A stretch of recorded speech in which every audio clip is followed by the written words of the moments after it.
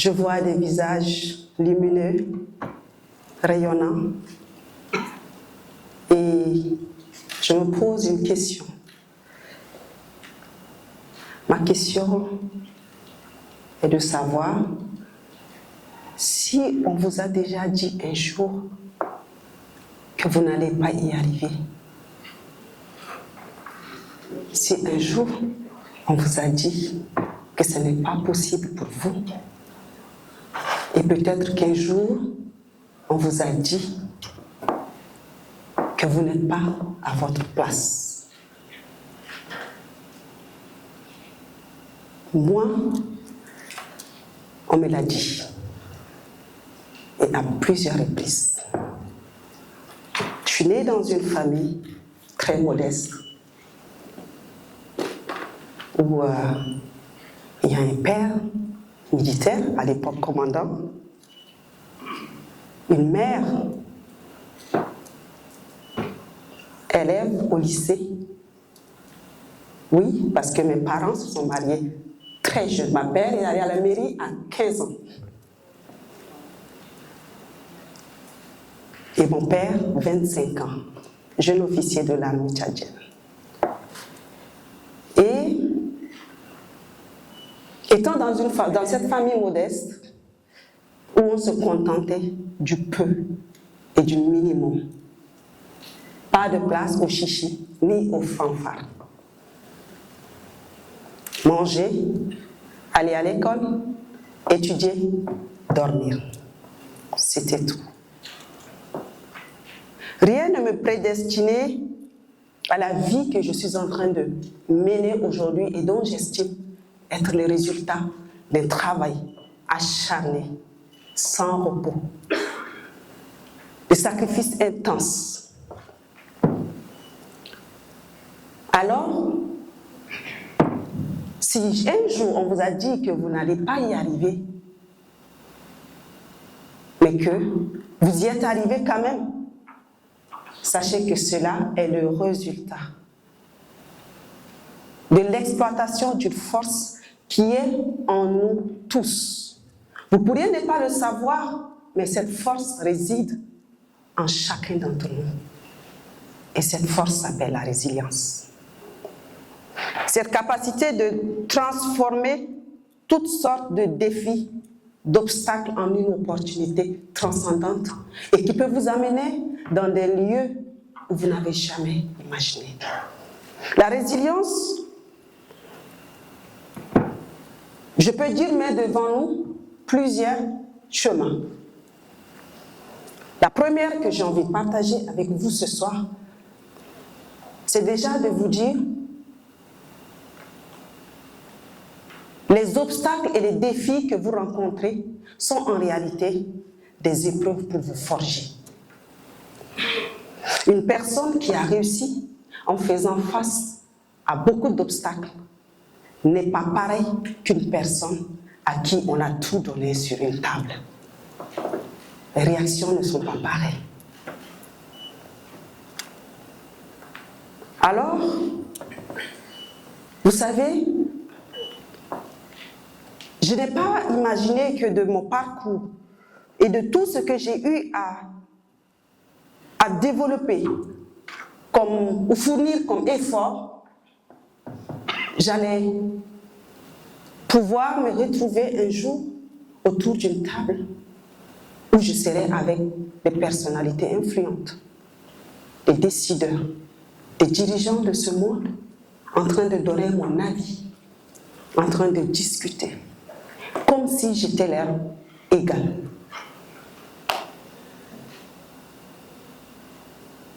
Mais tout ceci est le résultat que très tôt, je me suis déterminée que je n'avais aucune limite. Et oui, si vous voulez voir les défis qui se présentent à vous comme étant des opportunités ou au moins des moyens pour vous d'apprendre sur la vie et de gagner en expérience, vous ne devez accepter aucune limitation.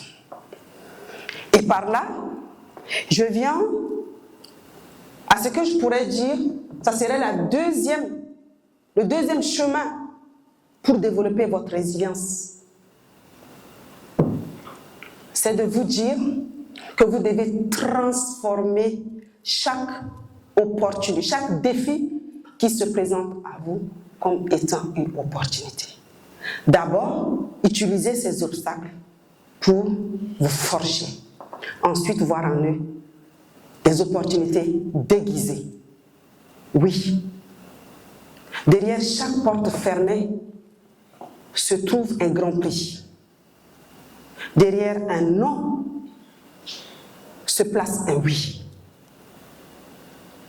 L'année passée, chose dont je n'en ai jamais parlé en public. Je dis bien jamais.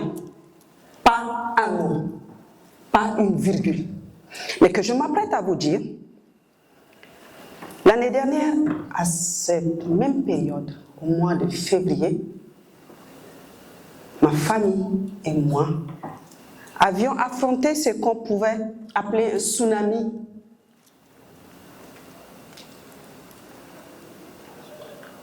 Et chose difficile, ceci est arrivé par ma faute, parce que je suis celle qui est connue, celle qui est publique dans ma famille.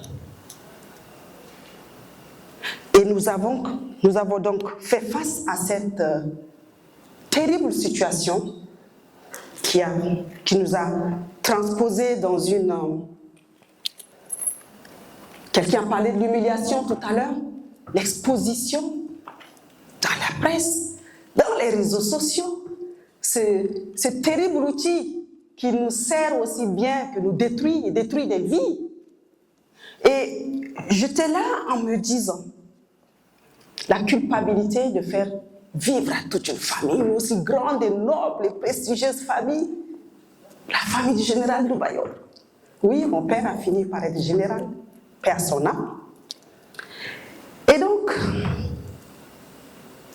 pendant que je me posais 1001 questions, une voix s'est fait entendre dans cette obscurité, pendant que j'étais au fond du trou, pendant que j'étais au fond du gouffre, pendant que je ne savais pas à quel sein me vouer, pendant que je ne savais à qui parler. Vous savez, cette situation dans laquelle, lorsque vous êtes, tout le monde vous juge, tout le monde pense, mais personne ne prend la peine de venir vous poser la question de savoir, mais que s'est-il passé? Et la dignité veut que vous ne parlez pas dans ce genre de situation. Vous absorbez. Et donc cette voix me dit, mais attends, en quoi ce que tu vis maintenant est plus difficile que ce que tu as déjà traversé? En quoi l'obstacle auquel tu fais face maintenant est plus difficile à surmonter que ce dont tu as déjà surmonté? Et tout d'un coup, en une fraction de seconde, en un instant, un clin d'œil, je me suis réveillée, je me suis reprise. Et je me suis dit, mais non, je ne vais pas me laisser abattre. Je ne vais pas laisser détruire autant de vies qui sont en jeu, autant de personnes que je suis en train de bâtir, autant de familles qui vivent par mon travail, par mes efforts, par les entreprises que je gère, par les organisations que je gère, tant de projets que j'ai devant moi. Et j'ai compris que je ne m'appartenais plus, mais j'appartiens au monde. Je n'appartiens non plus à ma famille simplement, mais j'appartiens à des familles. Parce que dans cette difficulté, je savais qu'il y avait des gens qui suppliaient Dieu pour moi, qui priaient pour moi. Tout le monde ne peut pas être mauvais avec vous. Et le renouveau, la renaissance, mais j'ai envie de dire la résilience. Et pour tout vous dire, de là où j'ai commencé l'année 2024 et que j'ai refusé de baisser les bras, j'ai relevé ma tête, j'ai dressé mes épaules et j'ai continué à travailler sans rien demander à personne, sans promener des regards inquiets, sans me soucier de quoi que ce soit. J'ai fait ce que je sais faire, c'est faire mon travail, avec dignité, honnêteté, intégrité. Et l'année 2024 achevant, j'ai fini l'année avec 3 prix sur le plan africain, ce que je n'ai jamais eu. À Kigali, au Rwanda, j'ai eu le prix de l'excellence et de l'innovation, meilleur entrepreneur africain, femmes et hommes. À Abidjan, en Côte d'Ivoire, j'ai eu le prix d'excellence de management en restructuration d'entreprise.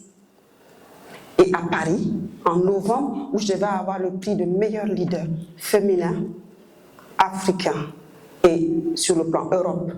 Mais cette cérémonie a été repoussée en mars 2025. Alors vous voyez, si j'avais baissé mes bras, dans les pires des situations que vous pourriez traverser, sachez qu'il y a toujours des personnes qui croiront en vous, croiront en votre sincérité, croiront en votre opportunité. Voilà pourquoi j'ai envie de dire ceci, en 3e et dernier point avant de conclure, j'ai envie de vous dire que vous devez toujours viser l'excellence, quelle que soit la situation. Toujours et toujours viser l'excellence. De là où vous venez ne détermine pas là où vous allez. De là où votre famille vient, vous pouvez venir d'une famille comme moi, où vous n'avez pas de réseau, où vous n'avez pas de mentor, où vous n'avez pas d'argent en banque pour soutenir vos activités au départ. Mais vous êtes la meilleure ressource, vous êtes la meilleure connexion. Vous êtes la meilleure valeur marchande qui peut fonctionner et qui peut se vendre sur n'importe quel marché, n'importe où dans le monde. L'essentiel est de croire en vous. Alors l'excellence, il faut que ça soit quelque chose que vous désirez. Il faut que vous enfantez l'excellence. Ce n'est pas quelque chose qu'on déclare dans la bouche et qu'on attend à ce que cela se manifeste. C'est un travail au quotidien. C'est une lutte, c'est un acharnement pour rendre ce qui est irréalisable, réalisable. De définir une attitude qui peut garantir l'altitude à laquelle vous voulez voler. Vous voulez aller haut comme une aigle? Donnez-vous les moyens. Vous voulez marcher comme un canard? Eh bien, restez là où vous êtes et apitoyez-vous sur vos sorts. Alors que j'étais étudiante un jour, et je me rappelle de ce jour, j'avais faim.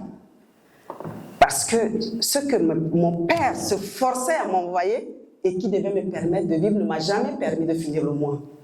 Mais j'évitais de me plaindre parce que je ne voulais pas causer des soucis à mes parents.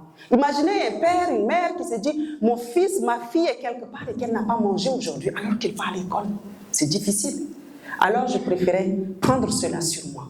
Donc, ce jour, j'étais là, j'étais rentrée de l'école, j'avais faim, je ne savais pas quoi. Alors, je suis allongée sur mon petit matelas, sur ma natte, dans ma chambre d'étudiante, et je me suis dit, mais alors, je rêve de cette vie où je pourrais voyager, être dans des grands hôtels et je pourrais amener avec moi mes parents, être autour des tables avec des décideurs et des grandes... Cette vie que je suis en train de vivre aujourd'hui, je l'ai rêvée alors que je n'avais pas à manger dans ma maison et que j'avais les poches vides. Voilà pourquoi j'ai envie de vous dire, ne vous laissez pas limiter par qui que ce soit. Mark Twain, pour finir, a dit ceci, il savait que c'était impossible. Mais ils l'ont fait. Bonne soirée.